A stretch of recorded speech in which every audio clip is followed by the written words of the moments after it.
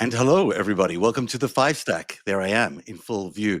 It's 5STACK without Dean because Dean isn't here today because he had a very important day to take care of some things. I will let you know that Nick Paro and Melissa Corrigan are going to be joining us in just a few minutes. And we're going to talk about the Hegseth scandal and what's going on with that scandal. It's a huge one, as you know. That is coming up. I'm also trying something new today. There's a brand new format I'm experimenting with. So you guys are going to have to bear with me as AI does a whole lot of weird things behind the scenes that you can't see, but hopefully they allow me to produce shows that are more effective and communicate the stories of the day to you more quickly and more efficiently than we've done in the past. And that's where we begin today with our number 5 stories. And by the way, I am seeing your chats. It's just going to take me a little time to get to them in a bit. So keep writing away and let us know what your comments are about any of these stories. And we begin at number 5, which is actually not number 5. It's our breaking news first from Moscow. Yesterday, Russian state television released never-before-seen footage from last week's Putin meeting with Trump envoys Steve Witkoff and Jared Kushner.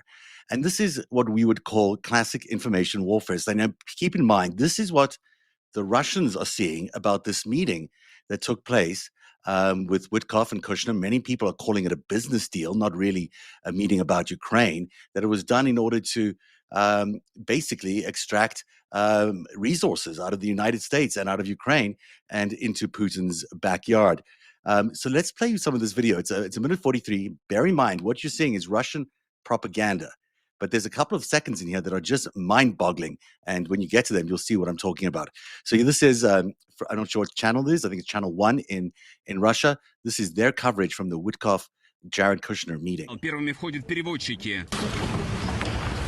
У российского на изготове сразу пара ручек. Впереди переговоры запредельной важности. Переводчица американской делегации старается не попадать в кадр и отошла прямо к памятнику Николаю Первому. В этом зале у Путина всегда есть президентская кнопка, с помощью которой Путин может вызвать любого помощника. Готова и она. И вот в представительский кабинет входит американская делегация. Витков и Кушнер приветствуют переводчиков. And that there, they're about to isolate us, is Ushakov. Эти кадры в телеэфире впервые только в нашей программе. Позади американской делегации появляется There he is. Юрий Ушаков. Приветствие.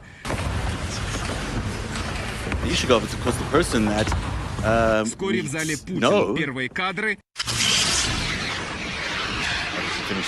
Начало встречи. Публично открыта только первая минута. Так, переговоры начались, переговоры драматической важности. Весь мир сегодня, конечно, за ними следит. Мы следим вместе с вами. В полной тишине, вот несколько слов прозвучало, поскольку это так называемая протокольная съемка, при журналистах говорить по сути ничего нельзя. Камера нашей программы, конечно, внимательно изучила нового гостя из США, хотя было на это всего лишь несколько секунд. Первыми входят переводчики. All right, let's leave that there because it's a really fascinating report. What I saw is them breaking some news in that Ushakov, the Russian advisor there to Vladimir Putin, it walks in with the American delegation. And of course, we've seen in the political reporting in just the last few days that Witkoff and Ushakov had pre-negotiated a sort of a deal, basically to convince Donald Trump to take that deal in the conversations he was going to have with Putin later on. I found this propaganda stagecraft quite remarkable because this is intended for a Russian audience. It's meant to hint at exactly what we're seeing. What we're seeing is a Russian advisor sort of embedded in the U.S. negotiating team and arriving perhaps a little late for the meeting or just sneaking in with them for optics reasons, but making their point quite clear. And I think that's a very significant thing. I'm going to actually bring in Nick and Melissa right now because both of you might have interesting comments. You're both sort of advanced in the world of intelligence and propaganda. And Nick, everyone knows you, Nick Paro from. Why don't you tell them where you want to be from today? Yeah, thanks for welcoming me, Zev. I'm from Sickest of Publications and Banner and Backbone. So either or, you can find me on both. I'm a Army veteran, prior human intelligence collector, trained interrogator, and now becoming an expert around laws of war and simplifying them for normal, everyday civilians and citizens to be able to understand, so we know the truth of things that are going on. I'm so thankful for all the work you've been doing on this particular topic, but all the work you do in general. But the work you've done on the Hegseth stuff and the war and the rules of war is so fantastic. Everyone should really get to know Nick Paro if you don't already, and find his Substack for great information. And you've done some of this with Melissa Corrigan. And hi, Melissa. It's the first time you've been on 5STACK. Yes, Tell everyone, hi. welcome. It's great to have you here. Tell everyone about yourself. Yes, I'm with Blue Ant Media, and I have worked to uncover a fascinating and potentially devastating for our military story. And so I'll be glad to talk about that. Nick, let's talk about this video I just showed you. That Russia waited 5 days to release this footage. It's really interesting that they sort of waited for things to die down a little bit and then came back with this. Oh, look, we found new footage. It's interesting how the Americans are shown walking in there with just pens, looking unsophisticated, wandering around, looking for the statue. But what were your thoughts as you were watching that video from Russian state television? This really is Russian propaganda that we were watching. Yeah, to me, well, thanks for that, Zev, and I'm glad to be with you and Melissa again today. But with all of that, it just feels like there was no preparation. One of those individuals shouldn't have even been there. Jared Kushner has no business being on a diplomatic mission. He is not a diplomat. He is not part of the administration or regime or whatever you want to call it at this point. He's not part of it. He's a citizen of the United States who is just kind of hanging out there. And like you said, it makes them, they're like fumbling around. They're not knowing what they're doing. It makes us look weak. It makes us look stupid in front of the world. Yes. And it makes them look more powerful as we have this button, because apparently dictators like their buttons that they can press and get people around whenever and wherever. But you can hear me there. Sorry. Oh, I cut you off there. I didn't mean to do that. Sorry, Melissa. I'm going to make you disappear for 1 second. You'll be right there. Sorry. These are the joys of trying to mix what I'm mixing here. I think Melissa can still hear us. Can you, Melissa? Yes, I can hear. We'll be back on camera in just a second. But that's really interesting about the button, Nick. What did you make of that? This is basically a button that he can push to bring in his assistants, is what they say. It's like the Diet Coke button of Donald Trump. Like it's not high tech. It's just a thing, but But they made sure to point it out there, like the button. Yeah. And like that's a thing Americans understand at this point, is because Donald Trump has a Coke button or a do whatever the fuck I want button. And the do it now button, that's basically what it is. I imagine a Staples commercial. Do it now, poke, do it now. And it's just annoying. Yeah. And that's what it sort of seems like. But like also like you see the fumbling around, like when Jared Kushner was trying to shake hands, it looked like they specifically had the cameras so that you could see the fact that he went in for a handshake, but didn't have his hand shaken at first. They went to Witkoff first and then to Kushner. And so it just made us look dumb. I'm old enough to remember Hillary Clinton walking around with a reset button that looked like the Staples button for Russian-American relations, if you remember that, and that resembles that.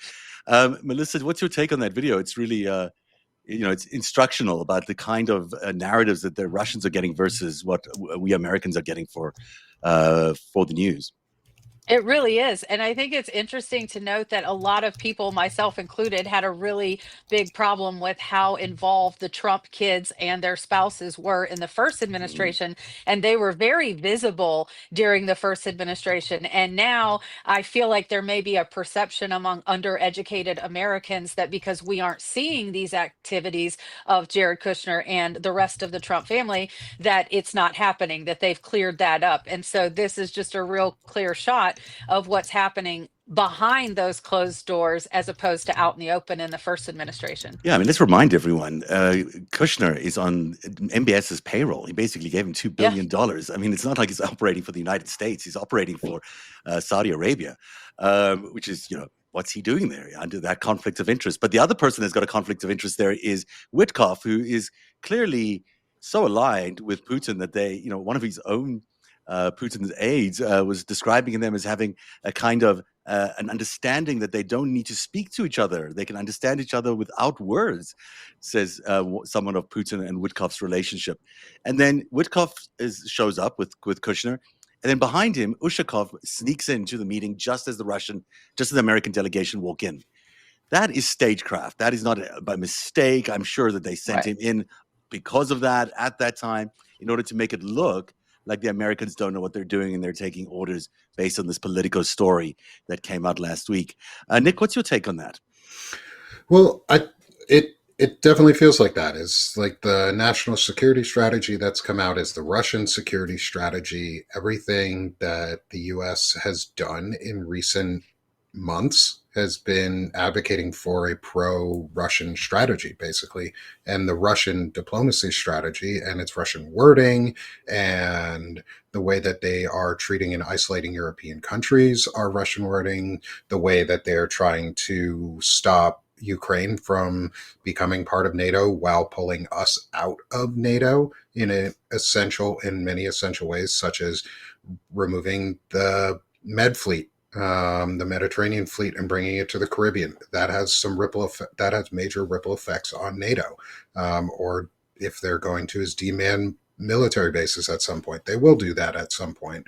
But I think this is all just, we're seeing the corruption play out in real time in the open, and they're daring people to say no. They're daring us to push back and do whatever we can on a legal and peaceful way and patriotic ways. They're daring us, and a lot of us are starting to say, no, this is disgusting. But if you should get Zev around this topic, you should absolutely speak with Shane Urich. Mm-hmm. He is writing a deep dive into the Kushner files, as he's calling them. Oh, great. And he's on part 2 of it. He's going to be doing them for a while. And I think you two would have a fascinating conversation around this. And it's a great idea. Kushner's financials specifically. I love Shane's work, and I think Kushner comes up again in today's countdown. So we're going to get to him again later on as we get to that. I'm going to ask you guys to stick around if that's okay, because I think it's going to require you for more of the show. Because he's doing funny things to me, in not a good way. Let me move to the number 5 story on the countdown today, which is all about Pete Hegseth. So Pete Hegseth has this obvious huge problem. I mean, not only has he have the scandal sort of hanging over his head. He's got this 2016 video now that's popped up, which shows him on, I think it was, maybe it wasn't Fox News, maybe it was CNN, where he said that the U.S. military wouldn't follow unlawful orders from their commander-in-chief. So, he did that. And then this weekend, he was out there in Washington, I think, basically defending his actions, saying, let me get the full quote up here. If you're working for a designated terrorist organization and you bring drugs into this country in a boat, we will find you and we will sink you. Let there be no doubt about it. I mean, he's basically double downing on this impossible order that he gave, this really illegal order that he gave to knock out these 2 people that were hanging for dear life on this boat. You've been writing a lot about this, Nick and Melissa. What's your I don't know when to jump in here first. Maybe Melissa, do you want to jump in and just talk about what your thoughts are about this double downing on the weekend on Hegseth strategy or order? Well, not just that. So there's the argument over the legality of that order to issue that second strike. But this weekend, I broke the story of we have evidence now that more unlawful orders have been given down. Video of 2 other survivors of a strike in mid-October were brought onto a U.S. vessel. They were photographed as per standard shipboard procedure, and then the order came down to delete that video, and they did in fact delete that video. So 2 detainees were in U.S. custody on board the USS Iwo Jima for over 24 hours, and we have veritably no evidence of what happened during that period. One of those detainees was returned to Colombia on a ventilator, unconscious, in dire medical straits. The other was returned to Ecuador, and it's notable that both of those countries have released the individuals from any type of charge because they both said, we have no evidence of of wrongdoing on the part of these individuals. So this is a remarkable story, and I believe just a trickle down impact of the ineptitude at the very top. If you have ineptitude in the Pentagon, that is trickling all down through the ranks, and this is going to cause a major fracturing of the U.S. military. This is not just ineptitude. It sounds like a full-scale cover-up that they're involved in by deleting this video. I mean, it sounds intentional. It's obstruction of justice in the traditional legal system. I don't know if that qualifies in the military, but basically you've got someone deleting videos that are important about an event that could have resulted in the death of these two people. Right. Yeah. And so jumping in just for a second here, Melissa, is one of the things that came out of all of this is they used very specific wording in how they talked about the individuals that were detained and had survived and still have survived the boat strikes and just are now free because apparently they are not criminals in any way. And if you think the Venezuelan or the Colombian or the Ecuadorian systems of justice are anywhere near as due process oriented as the United States claims to be, you're fooling yourself. Like, it's not innocent until proven guilty in a lot of other countries. And these folks were let off. Like, that should say a lot. But they qualified them as what are called unprivileged belligerents, which is a legal gray area. If we were in a authorized and lawfully lawfully authorized and appropriated armed conflict. If we were in a lawful armed conflict, we could have what are called, or war, we could have what are called unprivileged belligerents, which are between civilian and like in uniform combatants and recognized combatants. Right. And they qualified them as that because they think it lets them get away with less procedure and less policy, but it doesn't. They still have to follow all of the law of war regulations and Geneva Convention, and none of them were followed. Deleting footage and deleting photographic evidence, deleting documented evidence of individuals who are detained on a military vessel or in a military base or in a military fashion is highly, highly illegal. It sounds like it's illegal.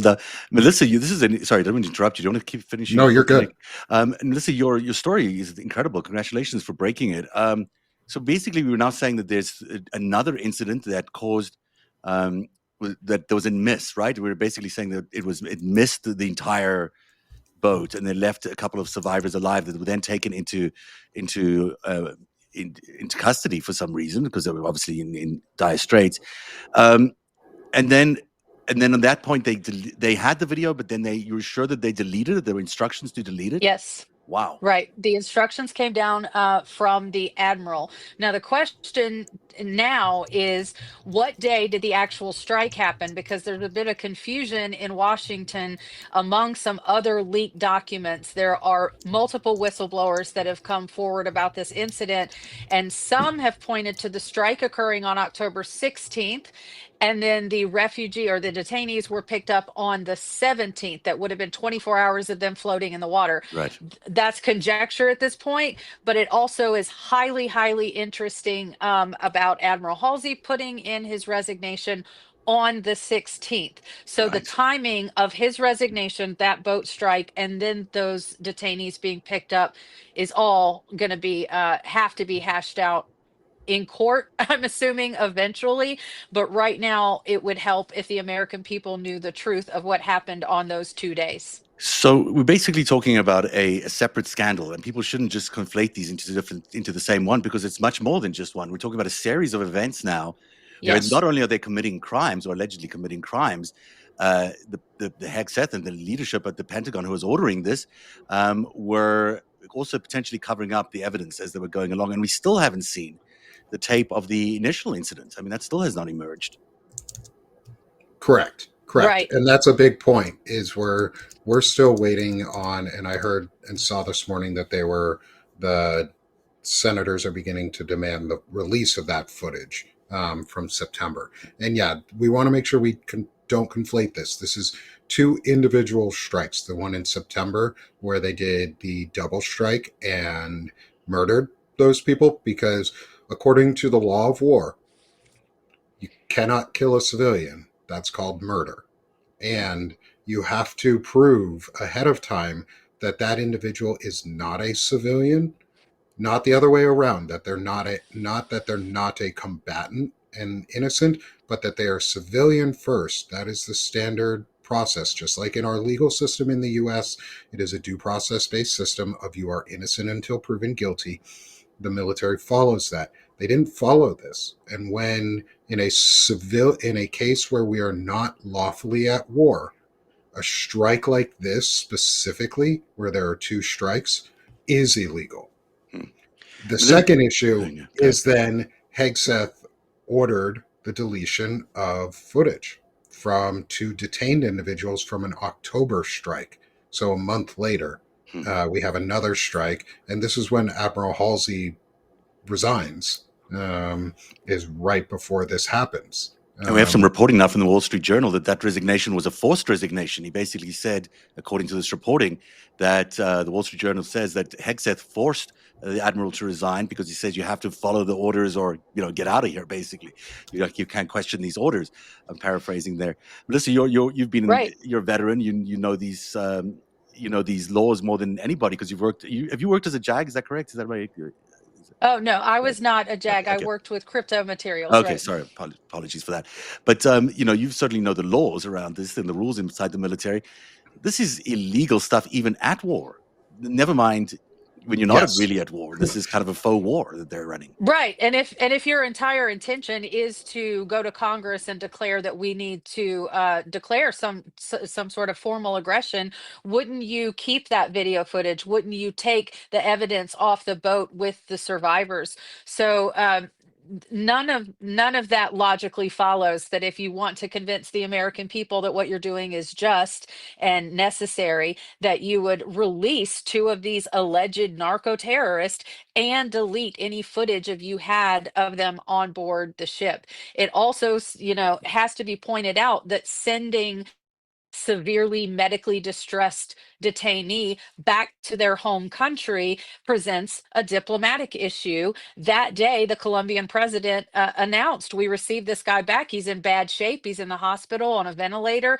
And it would be easy for us to then point to video evidence and say, hey, that's how he came. That's how we pulled him out of the water. We didn't do that harm to him while he was the 26 hours he was in our care. But now that we don't have that video, we can't say that. So this puts us in such a ridiculously impossible and unnecessary diplomatic position. And of course, the US military has all the capability to monitor all these things. It's the most advanced military in the world. So for them to Right. say that this video doesn't exist is also, not that they've said it publicly, but that's also ridiculous. Um, Admiral Bradley testified that the boat was actually headed to Suriname. This was last week during his testimony, and not even coming to the United States, not even under any legal threat to the United States. I mean, they might have been involved in drug trafficking, who knows?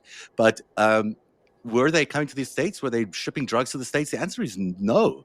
Where does the law in the military go on that? Like, I mean, these are sort of people killed by accident, if you will, and not by accident because they were killed intentionally, but they were sort of caught in the line of fire in some ways by this extraordinary shooting of someone that wasn't even coming into the United States. It was just like, I'm saying if you accept the fact that there is a narco war of some sort, then these Right. guys weren't So even the right people to go after.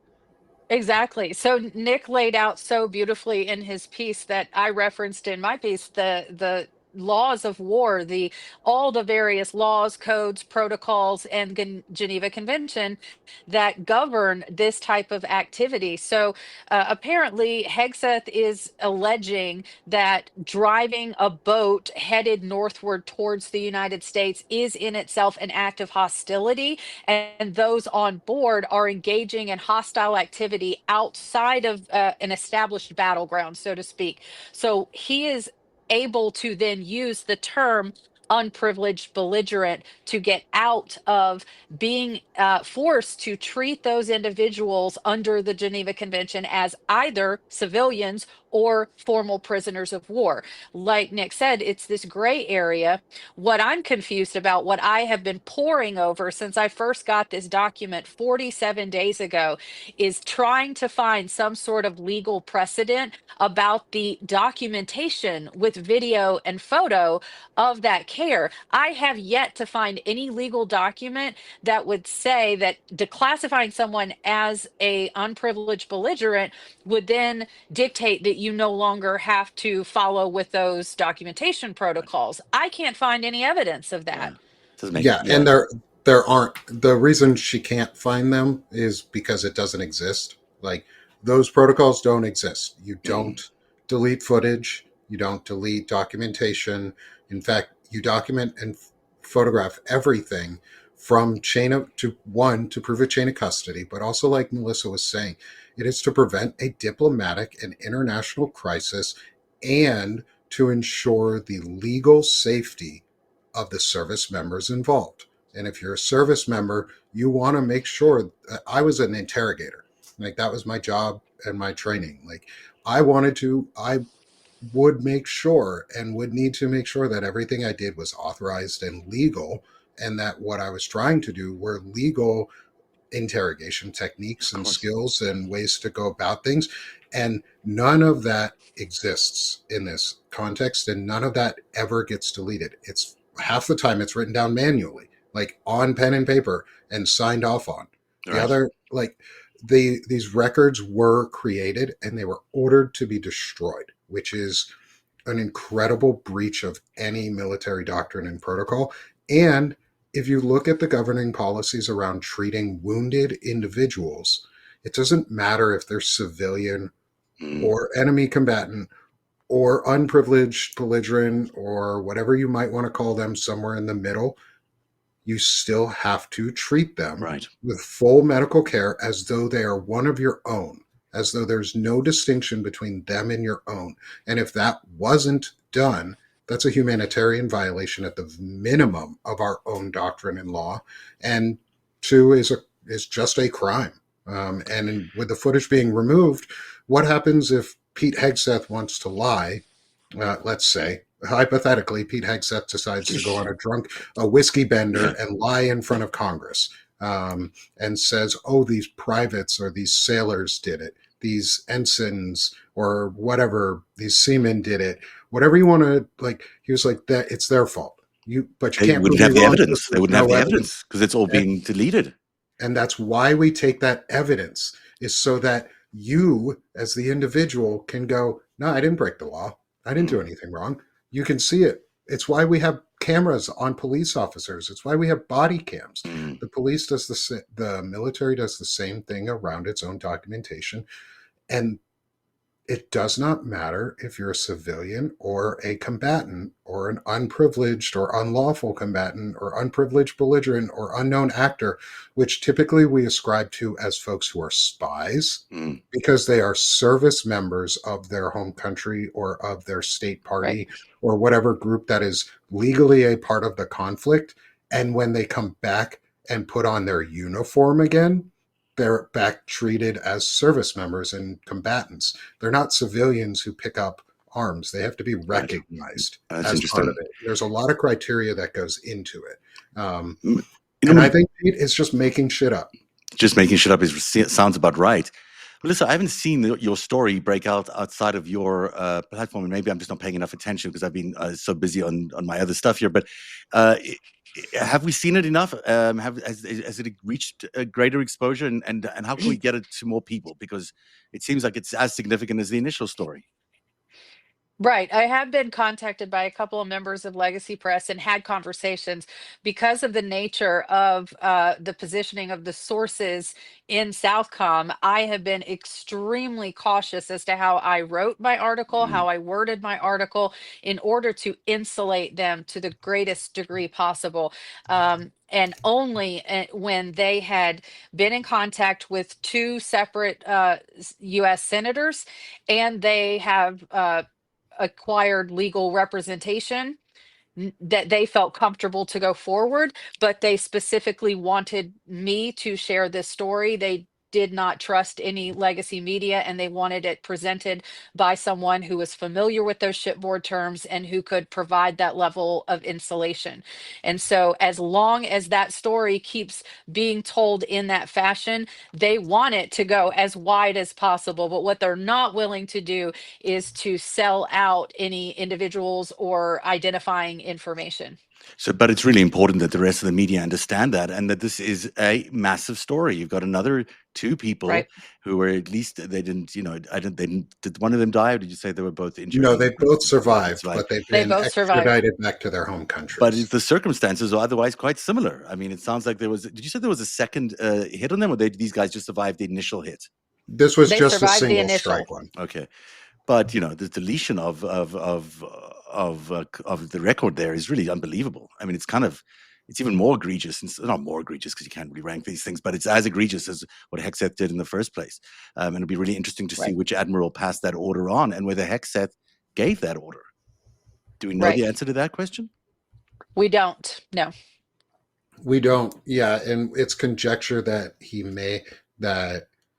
gave the order. However, the chain of command only goes so far up, and the admirals that said no, pretty much the buck stopped right under Pete Hegseth on admirals who said no. So that the likelihood of it being anyone other than Pete Hegseth, or say Stephen Miller ordering it through Pete Hegseth, or the president himself, it's more than likely one of the heads of the serpent at this point, because there can be no one else. And can the secretary actually order a hit like that? Is he in the line of command in that way, where he can say, fire at these? Is he allowed to do that? Yeah, he's okay. Yes. Okay. Yeah. They take, basically the Secretary of Defense does a lot of strategic planning, and they don't normally order individual strikes like this. But they also don't normally order you to delete footage and evidence that we have done either really illegal things or not done anything at all. And I would also like to just put it out there that there's no evidence of us, and it's just, there's no evidence proving that it happened or not, but it's a possibility, is there could have been interrogations done on those two individuals during that period, either during the 24 hours that have not been reported upon yet, or while they were on the vessels themselves. And if the documentation around that was deleted as well, that's a very severe breach of law. And also needs to be, we need the full story on this. We need more than what was revealed to Melissa, which is enough. Like, it's bad enough that what was revealed to Melissa, but there needs to be more. It sounds like it needs a massive investigation and a huge spotlight by everybody. Yes. This is a massive story that really does need a lot of attention, because it's, this is a pattern that we're continuing to see now out of the Secretary of Defense. We need to move much more quickly in terms of figuring out how he's going to be removed from power. I mean, he can't be in that role if he's actively committing war crimes. I mean, it's just... Well, they're not even war crimes. They're just crimes. Aside from that, like, he has demonstrated, obviously, he's demonstrated out throughout his entire life and career. Was really truly concerning to me in this document was, as the Marines were bringing these detainees on and shipboard personnel came down to do their standard protocol of documentation, there was conflict between the Marines and the sailors. They were arguing over whether to take the photo and video, and Marines initially said the Commodore ordered no video be taken. Oh, wow. And I have never, in my entire time in service, I never saw a situation where either members of separate branches or members of the same branch argued over protocol in the moment. Protocol is protocol for a reason. Right. You know what you're supposed to do. It's standing. And so that is showing a fracturing in our forces that cannot be overstated how dangerous this is. Absolutely. If you've got people taking different positions in the fog of war there about protocol, then that's very dangerous. Obviously, it could cause any number of crises to happen if everyone's arguing about stuff like that. That's pretty remarkable. Great reporting, Melissa. Congratulations on that story, and I hope other people pick it up. It's a really big one. We changed the super here by mistake, but there you go. It's already number 4. So let's keep going. Macron, Merz, and Starmer were all with Zelensky at 10 Downing Street, all rejecting the U.S. peace deal that we were talking about, or supposed peace deal with Zelensky or Ukraine that we were talking about. And so while Witkoff and Kushner were in Moscow getting all this propaganda treatment that we showed you before, European leaders were making clear they won't follow Trump's lead on Ukraine. Macron, Germany's likely next chancellor, Friedrich Merz, and UK Prime Minister, or current chancellor, I don't know what is likely, and UK Prime Minister Keir Starmer met with Zelensky in London. Now, Trump claimed on Sunday that Zelensky has read his peace proposal. I think we've lost Melissa there. Maybe you have? No, you're there. Sorry. No, that was me muting on the dogs. Okay. I like your dogs. What are your dogs' names? I won't reveal their names for privacy. Good point. Okay. But I do have some really loud dogs. Okay. I will reveal my snake. He comes out every so often. And yes, I have a real snake, so that's not a weird statement to make. How terrifying. How terrifying is that? And so I'm sure it's just and what kind of, you can't tell us? Can you tell us what snake is? Yeah, his name is Bucky the Slither Soldier Barnes, and he is a ball python. And he's about 4.5 feet long right now. So he goes, he's or 4-ish feet long, so he's getting pretty long now. What does he eat? Super awesome. He eats rats. Frozen rats that we have. You just go get the frozen rats at the frozen rat section in the grocery store? Actually, the frozen rat section of the pet store. Okay. They don't sell them at grocery stores. We're not there yet. I would be more likely to find like frozen squirrel or something around here, because that might be something they would sell, at least in Arkansas. Melissa, any strange pets you want to talk about? No, I have all dogs and cats. That's okay. We appreciate all pets. We like all pets as long as they're watching and as long as they're clicking the like button here and the heart button, and then also sharing this across every platform that you can, because this is really good stuff that we're sharing with you today. Let's get into that story that we're just talking about. So, Trump has said that Zelensky's read this latest peace proposal, but of course, Zelensky's offered his version of it, and it's not going to fly. He's basically rejected Russia's demand for all of Donbass. We are looking at a sort of endless thing here that's never going to result in peace. But on top of that, we've got Europe isolated by this new Trump strategy, or at least an attack on Europe's, governing bodies. It seems quite obvious that now Europe is the target, and not just Ukraine. From a geopolitical perspective and also from a military perspective, what we've done with Ukraine is kind of unthinkable for the United States to be stepping away from an ally in the way that we've done. And yet it's sort of been treated with a shrug on the mainstream media and the legacy media. Nick, what's your sense of why that's the case? The sense of why that's the case is because Putin controls this regime.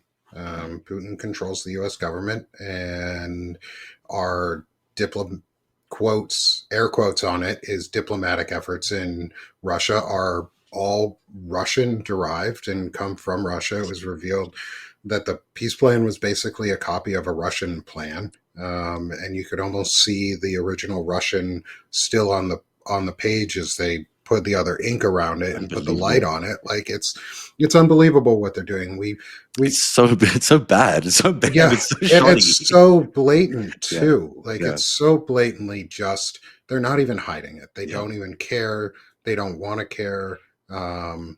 And yeah, they've wanted to take over. They've wanted to destroy the West, specifically the U.S., without firing a single bullet for the last 40 something years. And they told us they were going to do it. And they've wanted to destabilize NATO and bring that down so that they can they can make a hemisphered approach to the world. As my dog barks loudly in the background. Do you want to mute that and come back to us in a second? I'll come back in a second. Big opinions. At least it's not the snake barking, Right. Melissa, from a military perspective, you've got the situation here where you got, lots of troops, so much of the exact number in Europe, who are now sort of strategically, this is a very unusual document to put out there, where you're sort of, really suggesting that the alliance is breaking down or on the verge of breaking down, and that people are going to start thinking differently about who they're fighting with. What's going on in the military world as they're thinking I about how this is I being can't added imagine that questioned? there. I personally get the feeling that there isn't some real grand strategy, that this is a big game of battleship, and they're throwing things at the wall, and there isn't. I'm sorry, I don't believe anybody in that level of leadership in our government. Oh, you cut off there. No, it's just me. Now I think Oh Melissa got nope, cut she off. Oh, there she froze. is. She's back. She's back. You there? I can't hear Oh, you we though. lost your sound, Melissa. I don't have your sound. I don't have your sound. Maybe it's just on mute. There. Well, Nick, do you want to pick up where you left off? Yeah, I'll try and I'll pick up just for a second too. Yeah. It's also like, if you look at the fleet movements and the fleet redeployments around the world, not only just this peace plan itself being a Russian propaganda piece, is we've moved out our entire fleet from the Mediterranean. For the first time, Melissa was saying earlier, we were talking to retired Navy Commander Bobby Jones just before this. And Melissa and I were talking about it. Was, I think, Melissa, you said this, first time in roughly like 80 or more years, that, if not longer, that we have not had a active fleet in the Mediterranean. That's a huge drawback from NATO presence, from allied presences in general, and it does send the message that we do not have your back, and that we are willing to let you fight on your own, or just get to the point where you actually have to start fighting, and we're not going to care. And that's what led to World War One. That's what led to World War Two. That's how, like, we've seen this movie before. We don't have to rewatch it. Yeah. Like, It that's is the appeasement, problem. right? Once again, we're just looking at an appeasement strategy that's and more. Now, it's even appeasement plus plus. Melissa, are you there? Do you want to pick up on what you just were finishing off saying there, or do you think Nick's squared it away already? Oh, we still don't. We still don't hear Still you. can't hear you. Still don't hear you. You might have to reconnect. I don't know what to do in this situation, because I should be hearing you, but I don't. So you might have to just reconnect using the same link. It should be able to work unless you've got it on mute somehow. And I don't think we can figure that out. I love in real time tech issues happen. And now, Nick, so I've told you this before we got in the area, that I'm trying to do all these new AI innovations onto the show, and having the show create content, the AI create content while the show's is still ongoing, which makes for incredibly interesting results. And often I'm sure it'll get good, but right now it's giving us some weird results. And I won't show you what I'm working with here, because there's so much crazy coding and stuff going on in front of me that it's a little hard to follow for me as well. But hopefully the viewers are there and are watching, and Melissa's back and we can hear you, I hope. Yep. Can you hear me? Yes, we can. A little delay, right. but there you go. Just to finish up what you were thinking about, saying there earlier on, we've got you called it, what did you call it? The terms you used was a battleship something, or what was the term you used?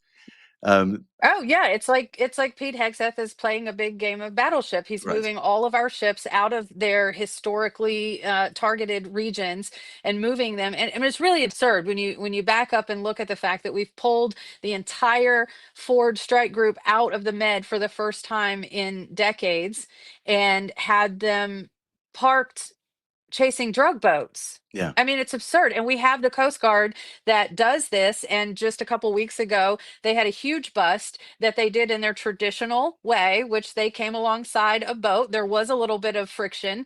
They handled it. They were able to board the boat. Nice. They didn't have to strike it. They took the drugs. They, imprisoned the people. That is the way it's supposed to be done. And our Coast Guard is demonstrating in real time that they can and do still perform this function in this way. So the absurdity of the claim that the need is so great for drugs, and there's precedent, um, or Pete is trying to set precedent to declare that the act of boarding a boat laden with drugs coming to America is an act of hostility so great that it requires warfare. And that just doesn't meet any definition Right. of, you know, military engagement. So just to underline this, basically they've taken the Ford, which is a remarkable vessel, and they moved it out of the Mediterranean to basically cover these drug interventions Right. that they're doing, leaving the And whole not just the Mediterranean. Ford, Yeah. the entire strike group, which consists of 10 ships. Oh wow. Moves like that seem so silly on the face of it, and yet when you look at the Yes. geopolitical maneuvering that they're doing, it actually makes you think that it's kind of intentional, that they're Right. actually moving these resources to other parts of the world so they can create a better advantage for the Russians to do what they're doing both in Ukraine and possibly everywhere in Europe. Absolutely. It's the same as cutting off all the US aid offices, and you leave a vacuum in every one of those nations where we had a soft presence, where we didn't have to have a military base because we had Mhm. eyes and ears on the ground in the form of humanitarian offices. And now you have left a vacuum in dozens of countries, and now you have a vacuum in the Med for maritime presence. And it's hard to think that they're doing anything but setting the stage for somebody. It does seem like that. It really does. What a horrific thought that really is. To the number 3 story on the countdown today, Marjorie Taylor Greene became the first MAGA insider to publicly discuss the climate of fear inside the Republican Party. In a 60-minute interview that aired on Sunday, yesterday, she told Leslie Stoll that her colleagues are afraid to oppose Trump publicly. Let's take a listen to what Marjorie Taylor Greene said yesterday in that interview. And after that, I'd love to hear your thoughts. If it will play here, and it will hopefully play. No, it's not playing. Well, there you go. Let me try one more time here. See if we can do it with this format here. Sorry, guys, trying to learn some new things along the way here, and it's maybe not as efficient as I thought. But here is Marjorie Taylor Greene then. Are you MAGA? I am America First. And that's not the same as MAGA. MAGA is President Trump's phrase. That's his political policies. I call myself America First. But you're not saying you're MAGA. I'm America First. Yep. God bless you, President Trump. Almost overnight, she's gone from a close Trump friend to foe, one of the few Republicans willing to take him on. I'm going to ask you about this almost solid support he has among Republicans in Congress. Is there in that support fear? Does the support come about because they're afraid that they'll get death threats? I think they're terrified to step out of line and get a nasty Truth Social post on them. Yes. And they're watching what happened to you? Yes. Behind the scenes, do they talk differently? I'm going to stop it there. That's quite telling. But do you buy it? Do you buy Melissa? Do you buy the new Marjorie Taylor Greene? Is she really reformed, or is she just a politician waiting to No, strike back? absolutely not. She's a politician, and I believe that she has seen a lot of information like that we've shared, and she is 100% in CYA mode. She is attempting to cover her ass, to distance herself from this administration, to distance herself even from the office. She is willing to step down from the office, and that says to me that this woman has seen some shit, and she is trying to put as much distance between herself and a jail cell. Wow, those are big words. You think she's actually involved in the criminal activity there, or you think that she's just being politically expedient? I think she's being politically expedient, Yeah. but I would not be surprised at all if her hands were quite dirty. Nick, what do you think of that? Yeah, I think it's very telling that she keeps using America First, because that's the next generation. And that's the fracturing that a lot of us have been talking about. I don't think she's reformed. I think you and I have talked about this a little bit, Zev, is I think she's going to aim to run for president. Like that's her goal. Is she wants to run either under a different political party or a reformed or rebranded Republican Party into the America First Party or America Party under Elon Musk or whatever. But she isn't acting like someone who's leaving. Right. She's acting like someone who's getting ready to run for something else. And I think that's going to be a huge threat to Donald Trump if she starts running like as she would run for president, because that's what they do on the Republican side, is they're always running and always politicking.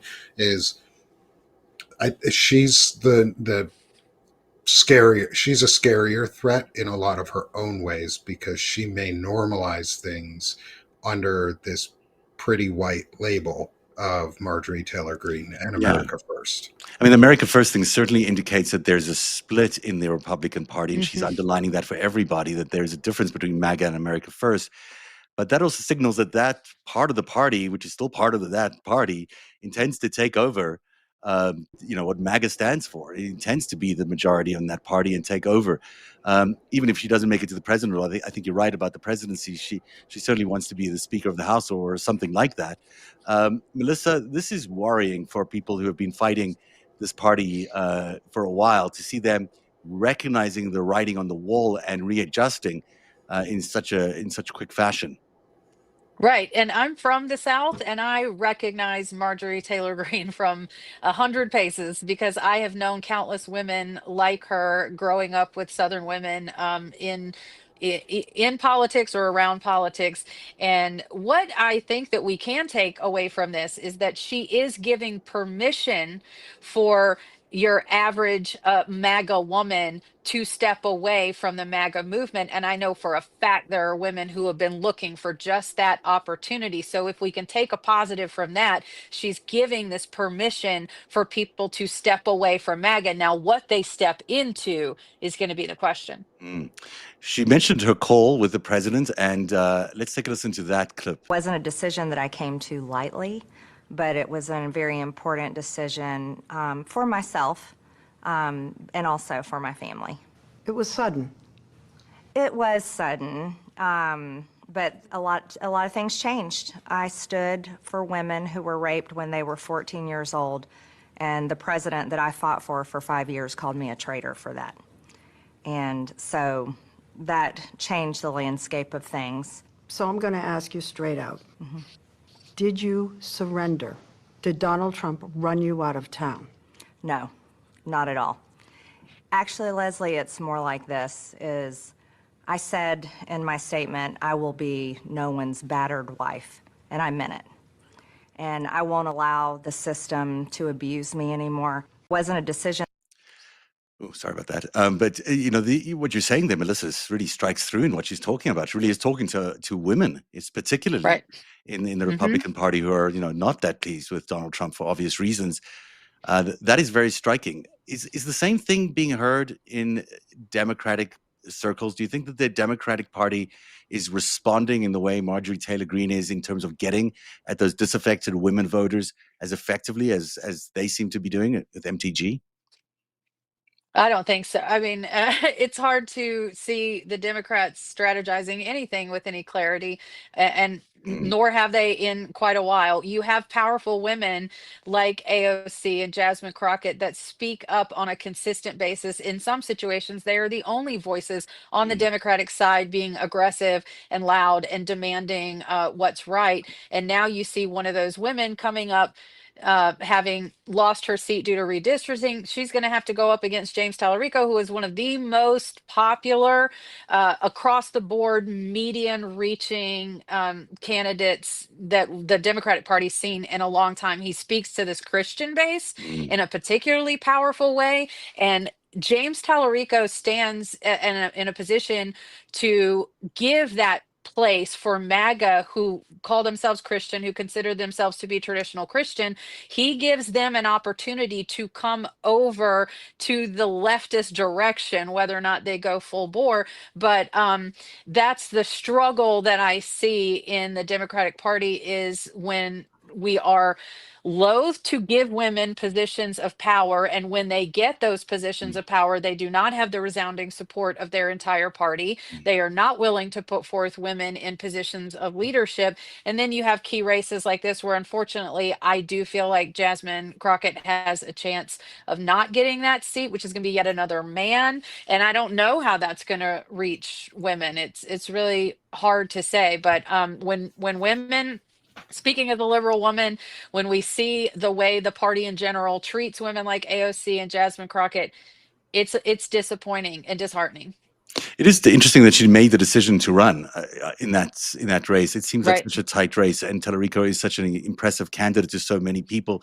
It's sort of a waste of resources to be putting her up against him, and it's what's the rationale there? Do you think that why did she decide to go in?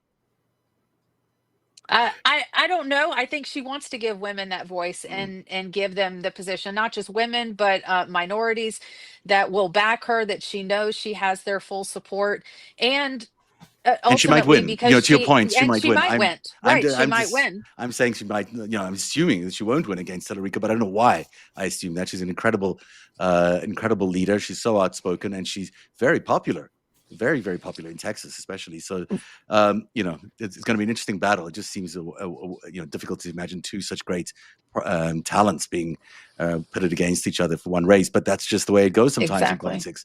Nick, what's your sense back to MTG there about the split, about the supposed split within MAGA, and the and whether it's it's just Democrats are responding in the right way, and whether they're seeing the opportunity in the same way? Well, I don't know if Democrats respond to very much in offense or on offense. They tend to just be a defensive team, and you don't win if you only ever defend. And so now would be a time if they could court individuals to maybe not join the Democratic Party. Like, it's okay for us to encourage, as progressive individuals, as pro-democracy, pro-constitutional individuals, even as the Democratic Party, it's okay to encourage folks to leave the Republican Party and find a new home that doesn't have to be Democratic. Like, yes, that's not a winning strategy for the Democrats, but it is a winning strategy for America. And that's what's more important. It's more important for country over party right now. And I want women to feel comfortable, and I want men to feel comfortable too. I want everyone to feel comfortable, everywhere in between.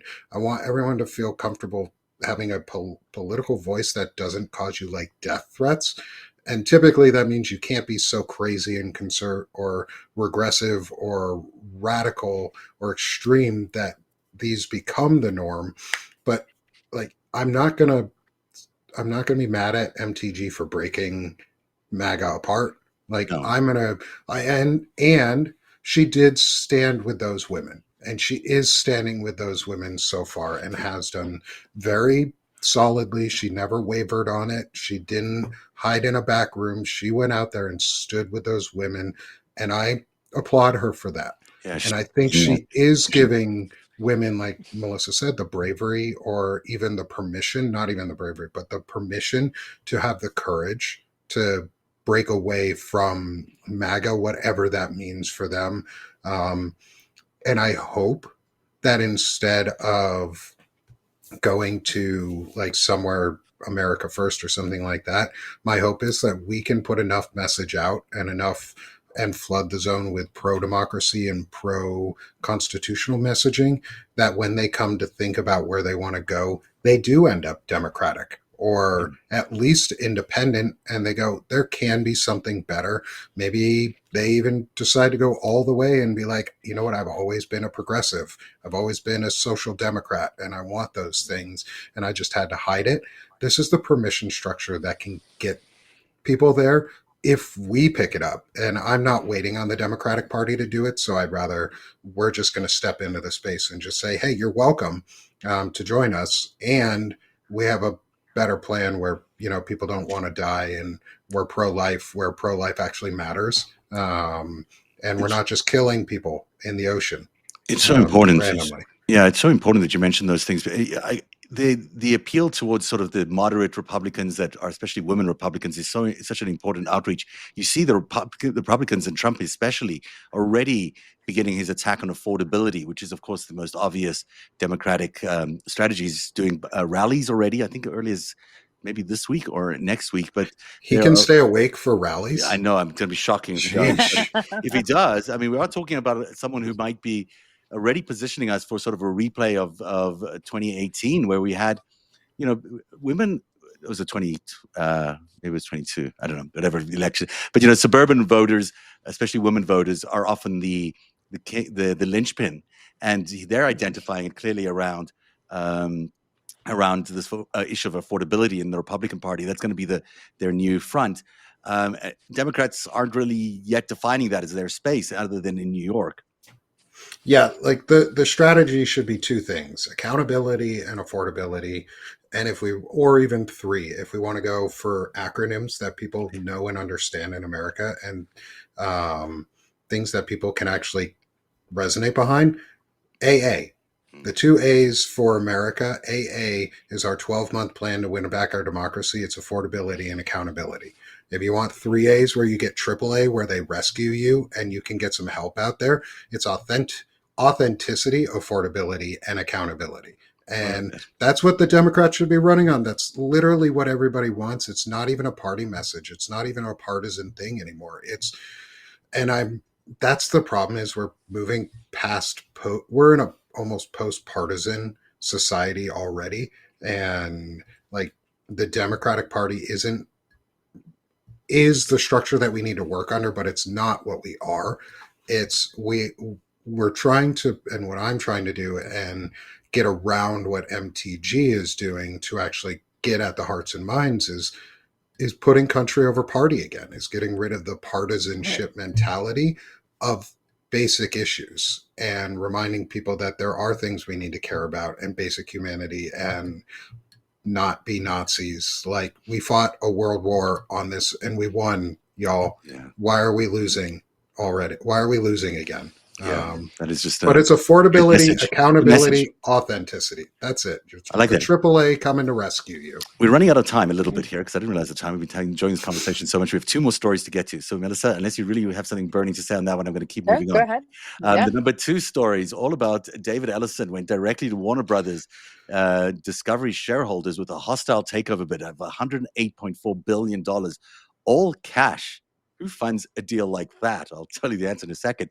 $18 billion more cash than Netflix was willing to pay Paramount, and already has. That deal supposedly is closed, but who knows? It may be reopened with this hostile attempt to reopen it.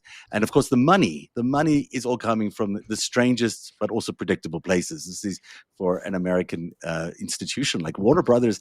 Jared Kushner's Affinity Partners is backing this bid with money from Saudi, Qatari, and UAE sovereign wealth funds. The same Jared Kushner who just spent 5 hours in the Kremlin with Putin, the same Jared Kushner who's buddies with MBS. And that's not all. Everyone remembers Jeff Zucker. I remember Jeff Zucker because he was a big person in my career. He, of course, ran CNN.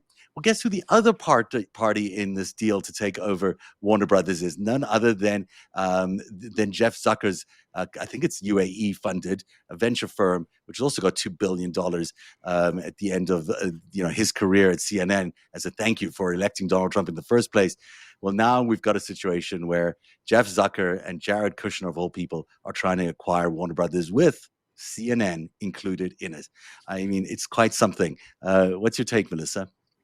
And obviously, I think it's absurd on the face of it to have American media owned by Saudi Arabia, Qatar, Abu Dhabi, and to have Jared Kushner's fingers all in it. Again, like the absurdities that happen in this administration, I just want to know what the public would do, particularly those on the right, if Barack Obama's daughter went and secured a media deal to take over an American news company. I mean, it's absolutely so absurd. It's like something out of a novel, Yeah. So I can't even fathom. I think Nick's going to have to take this up. I find myself speechless on this one. It's a really tough topic because, I mean, it's sort of so obvious, but here we are facing it. Nick? Right. Yeah, I'll keep my comments on this one short because the real expert that I know around this is Shane Urich, who's digging into all of this and what Kushner has his hands in. Is Kushner needs to be investigated, needs to be brought before Congress. He needs to be brought before just all sorts of juries, like judges and juries. He needs to be investigated for the crimes that he has done. He was given a $2 billion payout and bribe at the end of the last administration that nobody ever asked about.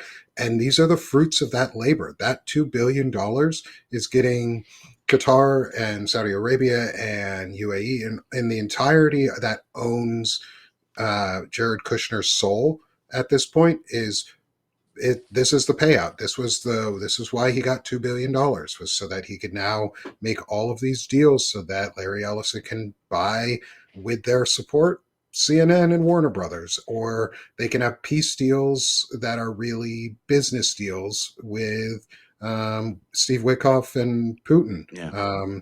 Like he's positioned himself and in a way that he has zero accountability, because he is not a diplomat and he has no U.S. credentials for anything on a governmental or policy level. He's just a random dude running around who is doing unregistered agent work for foreign nations. We call those spies. And his father-in-law, who's the president of the United States, wants to be the person who approves the deal. So it's not like there's a suspected conflict of interest. Conflict of interest. There really is a conflict of interest here. It's like, it's obvious that the president can't do that, or he has to recuse himself, or Kushner's firm has to recuse themselves, neither of which are planning to do this. So if this deal goes through, it's a complete takeover of American media, because what it represents ultimately is CBS folds in with CNN, folds in with all the other news. Maybe Fox News will be thrown in there. Maybe MSNBC will remain independent, but almost everything else will fall under this giant conglomerate that will happen to control all of streaming as well, including TikTok. It's not like just a little bit of mind-shaping ownership. It's everything. They will own absolutely our entire minds, all the algorithm, all the data, trying to break out of that situation where you've got a single entity in control of all the data and all the content is near impossible. It's really a formidable. It's very dangerous what we're about to go into. Yeah. And people need to really understand that that's how complicated it really is. Our number one story is all about the Supreme Court heard arguments today in a case that could fundamentally reshape American government. Trump versus Slaughter asked whether the president can fire a Federal Trade Commission commissioner without cause.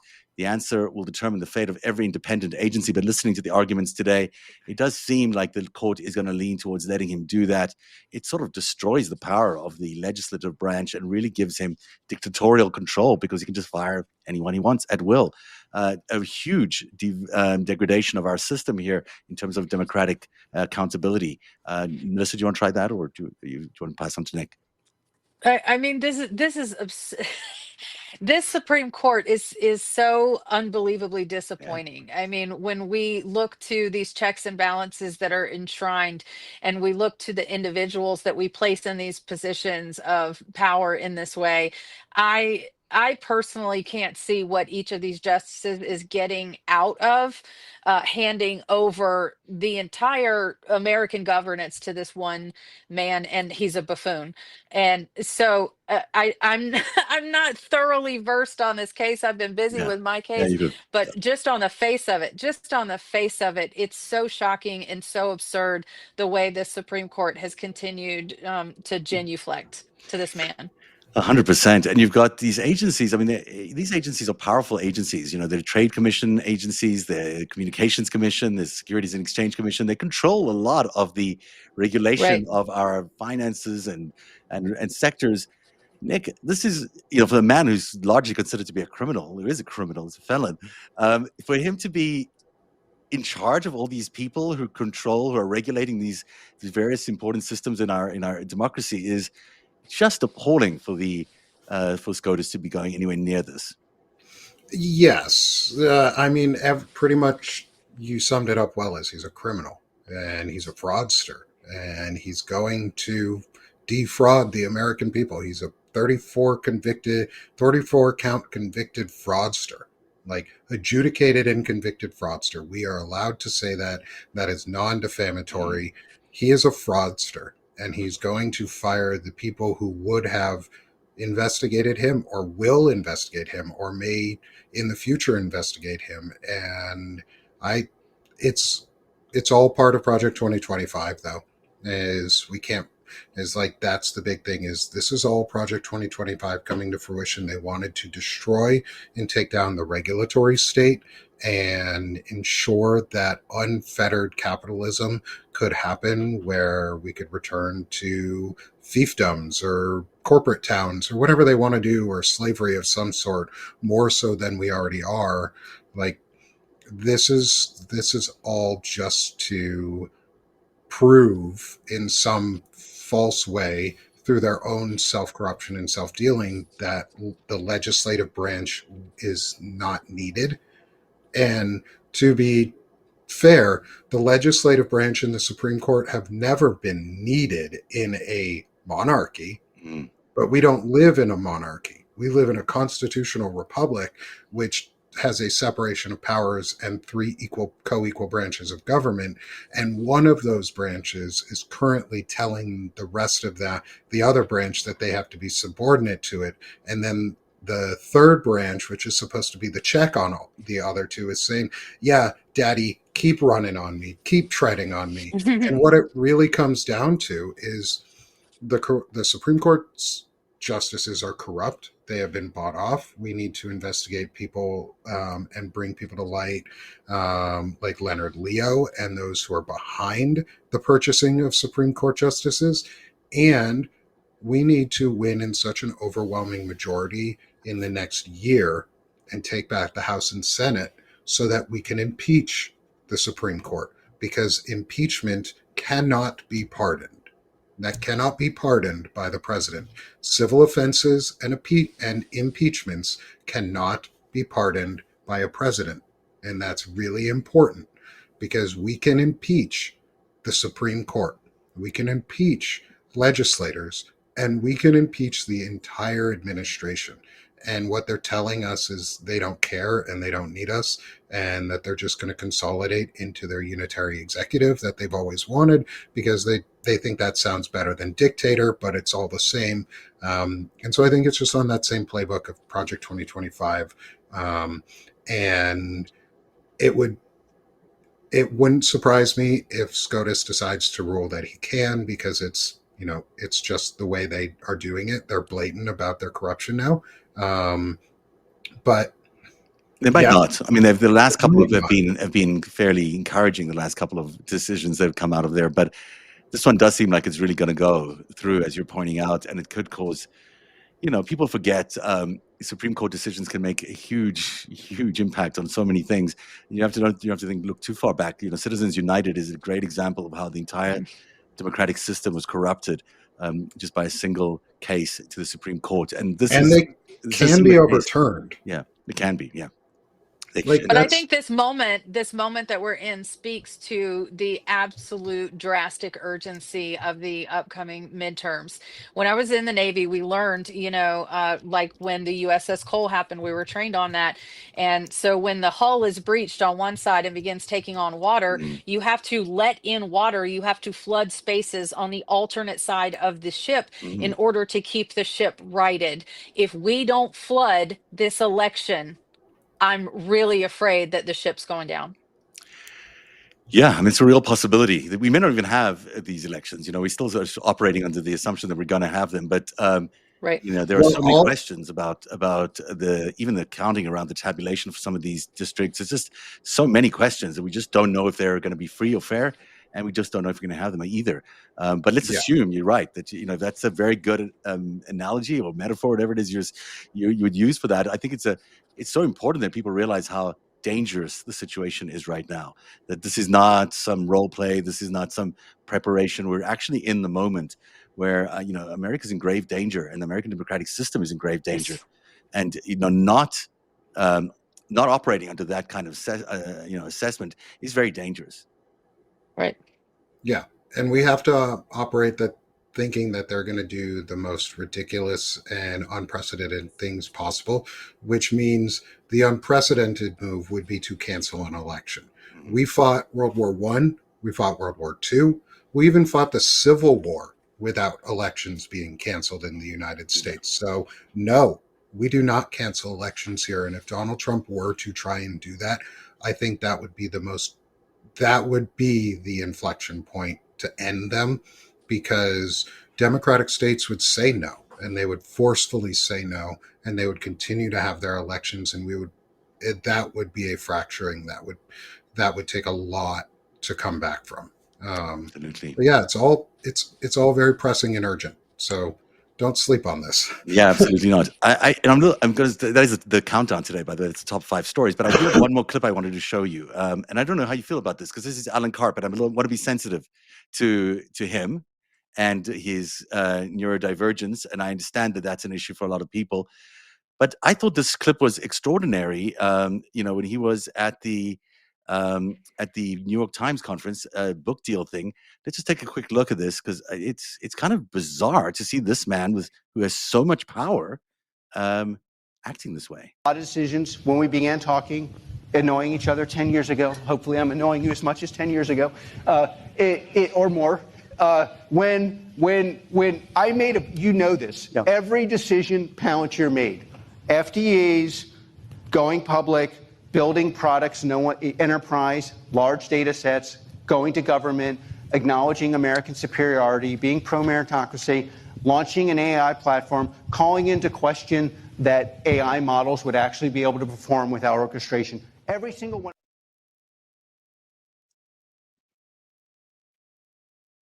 You guys hear me? I don't know if you can hear me there. What do you make of this, Nick? And I'd like to hear your thoughts on that. Yeah.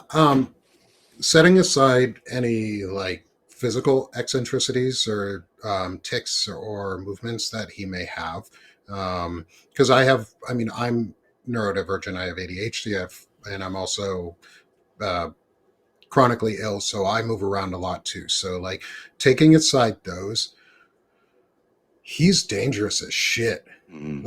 That dude is talking about, it's possibly stimulants. It could be. A lot of these folks are on ketamine, and a lot of these folks are on some sort of stimulant. And I cannot say with any definitive proof if he is or not. It wouldn't surprise me if he was on something like that, because most people are in that bracket of money. Once you get that much money, you're on drugs all the time, and you're on really, really heavy hitting ones a lot of the times. But he was very defensive, and that was a very defensive remark on what he was saying on you're attacking me for Palantir, but look at all these incredible superiority things. And that was a specific word choice by him. He enunciated that word, of the what you showed, that was very much the key word of that sentence for him was American superiority. Because he thinks we're superior, and he believes in this fake meritocracy system that tech has built up, and it's dangerous. It's dangerous.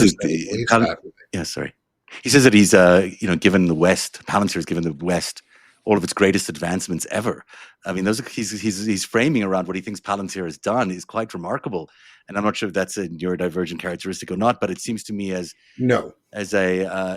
got some sort of God complex going on. And Melissa, in the military, Palantir is the military in terms of data these days. It seems that they've co-opted a lot of that space. This guy in charge of it seems, I don't know, it just doesn't seem right. Right. There's been a reason that the board has kept him sort of at close at hand, and they're careful in the past over where he had public appearances, because he's always been a little erratic in public. I think now he's feeling comfortable to say some of the quiet part out loud. I think Palantir is so embedded that he feels free to be a little more loose in his verbiage and his language and what he's talking about. It's interesting that we look at the case of the pipe bomb that was left outside the Capitol building and how the FBI solved this. Well, it's very convenient that the FBI was able to solve this now that Palantir has plugged all of the Americans' data into a big AI machine. Well, of course, they're going to solve cases quicker when they have access to individuals' financial data, for example, and the purchases that they made.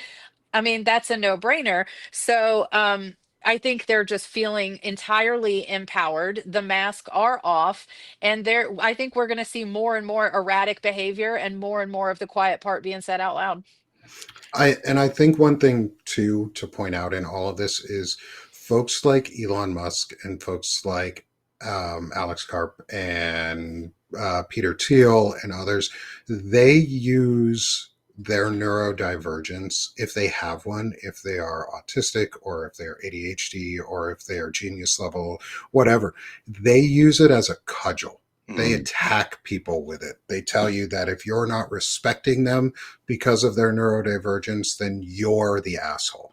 They cudgel you over the head with this.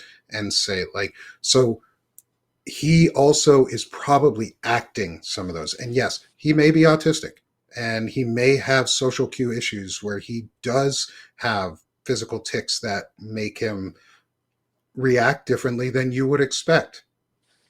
That being said, he also is in a position where he has a lot of public speaking experience and a lot of public venue experience, and he is playing to his audience, and he knew exactly what he was doing. And I just want to make sure I put this out there, is the New York Times Deal Book Summit or Book Deal Summit should be ashamed of themselves for platforming Ehud Barak, who is a abuser of women and was, in so many words, one of the most violent people who had ever come near Virginia Giuffre. And that is appalling that happened. Yeah, Jeffrey Epstein's handler, basically, to a large extent in the last few years. It seems to me was Ehud Barak, and not only handler, he was also, the abuser of Virginia Giuffre and viciously abused her, according to her memoir. It's important. I can't believe they let him through the door. I can't believe he's allowed in the United States without being arrested. Never mind to appear at such a conference.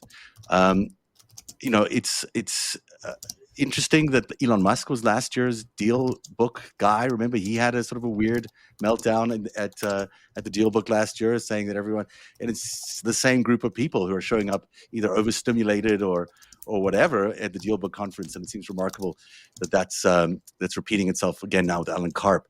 That is the 5STACK. Okay. It's interesting to notice who the New York Times is platforming. I think we're all taking note. Yeah, I think it's a very interesting panels that they've been having, and not the people you'd necessarily want to be hearing from at this moment. That is the 5STACK for Monday, December the 8th. I'm really interested in both of your incredible websites. And Melissa, talk a little bit more about the story you've broken, where people can find it, where they can find you, and how they can support your incredible work. The story on Hegseth is remarkable. Yes. So I reported that through Blue Ant Media. My personal Substack is Counter Story Media. And I joked earlier, but it's kind of not a joke, that I am going to be collecting paid subscription in order to put into a legal fund in case I should have to go. I am a Navy veteran, and so I can be recalled to active duty to be court-martialed for reporting on this. And that is something that I've considered. So if you could go to Counter Story Media and subscribe there, or go to Blue Ant Media, subscribe there. Cliff and David Schuster gave me the most incredible platform to share this story and to get it out to the widest audience possible with its initial publication. And for all of you, go take a look at that story and copy that URL and send it to your elected officials and ask them why we are allowing our US military to delete video footage of detainees. That's a very good call, and Blue Amp Media do great work. Sorry, Blue Amp Media do great work. Let me just underline that you said you could be court-martialed if they wanted to. They could come after you because you're still active military. They could do that. I'm a veteran, but they can recall you to active duty at any point and then move for a court-martial. The same thing that they're trying to do with Mark Kelly, and correct. Unbelievable. So everyone, please support Melissa, and please support her subscription, her paid subscriptions, because she might need it for that legal defense if that should ever occur. And hopefully you don't. So that sounds. It doesn't sound like America, really. It doesn't. All of this doesn't sound like America. It sounds like you're living in Nazi Germany or something. Nick, tell everyone about your incredible network and your shows that you do. Everyone probably here already supports you, but if they don't, let them know where they can find you. Yeah, absolutely. Again, thank you, Zev, for having us. It's been incredible to be able to work alongside Melissa to help amplify this story as it's come out. And to be able to boost what we're talking about, because it's so important. People can find me, though, on my two platforms, are Sick of This Shit Publications or sickofthis.substack.com, or you can go to bannerandbackbone.com, which is my media network platform where we're doing civics-based content. Melissa and I just had a vet talk before this with retired Navy Commander Bobby Jones. I do series on tech and fascism, specifically around Palantir and the techno-fascism that they want and their system. And it's yeah, if you can, come subscribe me to either of my two platforms. Sick of This Shit Publications or sickofthis.substack.com is my main home. So if you could support me there, that would be great. I'm doing a sale until the end of the year. And just like Melissa, because I am reporting on a story like this and I have written source knowledge material about like what the law of war means and what it could look like, and as an army veteran I too could be recalled to service and court-martialed. I doubt that that is going to be the result, but just in case, please help me over the winter holidays so that that doesn't become a thing. But also thank you, Zev, for giving us the opportunity and the space to come on here and reaching out to me to ask if Melissa and I wanted to be able to come on and discuss this topic and be part of the 5STACK today. It's great to have you I here. appreciate it. It's the first Yeah, time. it's been super fun. Thank you. I'm glad you came on, and it's the first time I've ever had other hosts do the full top five. So I appreciate you very, very much. Dean will be back tomorrow. I also wanted to say just a moment of appreciation for everything you guys have done, and every military person who might be watching or is in service right now. It is so remarkable what you as service people do day in and day out, whether you're in service or not. And the fact that you've continued your mission to protect America and protect democracy and protect the American Constitution is really appreciated by everybody. And for that reason alone, people should give you subscriptions. But you also have incredible content that you guys do. Melissa, your story is fantastic on what is going on with that second strike involving the Caribbean and the Pentagon. And Nick, your work is just so voluminous and incredible. People really do need to support both of you. And I thank you very much for your service. On that note, that is the end of the 5STACK today. And I shall be back tomorrow with Dean Blundell. You can find all my stuff at narrative.org, NARATIV.org. And The Greatest Heist Part 5, Chapter 5, Book 2 will be out hopefully by tomorrow morning if I finish it all. We'll see you then. Bye, everybody. All right. Thanks, Zev.